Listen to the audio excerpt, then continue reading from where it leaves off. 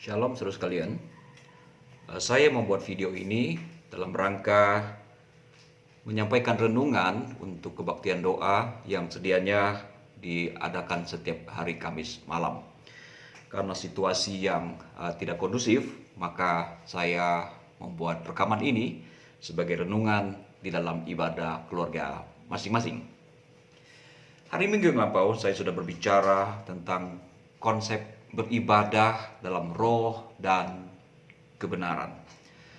Salah satu makna beribadah dalam roh yang dapat kita pahami yaitu bahwa Allah kita adalah Allah yang roh adanya. Itu berarti Ia ada di mana-mana. Allah tidak lagi dibatasi hanya ada di satu tempat, di Yerusalem ataupun di Samaria. Allah ada di mana-mana, ada di Yerusalem, di Samaria, di Jakarta, di rumah, di gereja, dan di mana-mana saja. Allah tidak membatasi dirinya dan tidak dibatasi oleh teritorial. Di dalam kondisi normal, setiap orang percaya dipanggil untuk beribadah secara komunal di gereja. Itu sebabnya firman Tuhan berkata, janganlah kita menjauhkan diri dari pertemuan ibadah kita. Marilah kita melakukannya dengan tekun, setia, dan rajin.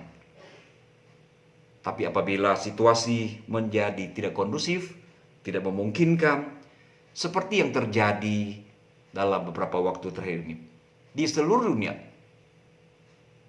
di banyak tempat, orang-orang berusaha untuk menghindari kerumunan banyak orang sehubungan dengan kondisi virus corona yang sedang berkembang. Itu tidak berarti bahwa kita boleh meniadakan kebaktian karena situasi yang tidak kondusif ini. Kebaktian tetap bisa berlangsung. Yang jadi persoalan adalah tempat dan cara bisa saja mengalami penyesuaian di dalam hal ini. Rasul Paulus dan Silas pernah melakukan ibadah di dalam penjara ketika mereka berada di Filipi. Apa yang terjadi, saudara?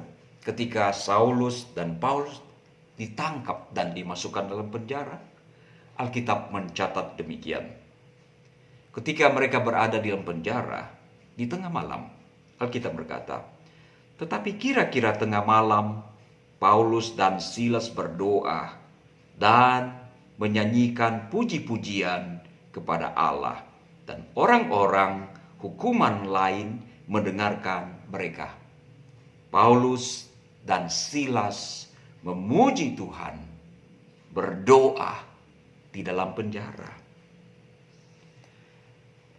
Ketika revolusi budaya terjadi di negeri Tiongkok tahun 1966 hingga tahun 1976,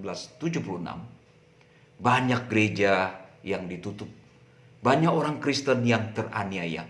Itu sebabnya mereka beribadah di tempat-tempat tersembunyi. Mereka beribadah di gereja-gereja bawah tanah. Mereka tidak pergi ke gedung gereja karena memang situasi tidak memungkinkan. Apakah Allah hadir di dalam penjara? Jawabannya pasti. Apakah Allah hadir ketika Paulus dan Silas beribadah di penjara? Pasti. Dan bagaimana kalau dalam kondisi seperti ini kita melakukan ibadah di rumah kita masing-masing? Esensinya tetap sama. Allah kita adalah Allah yang roh adanya. Mari kita beribadah, baik di gereja ketika situasi normal maupun di rumah.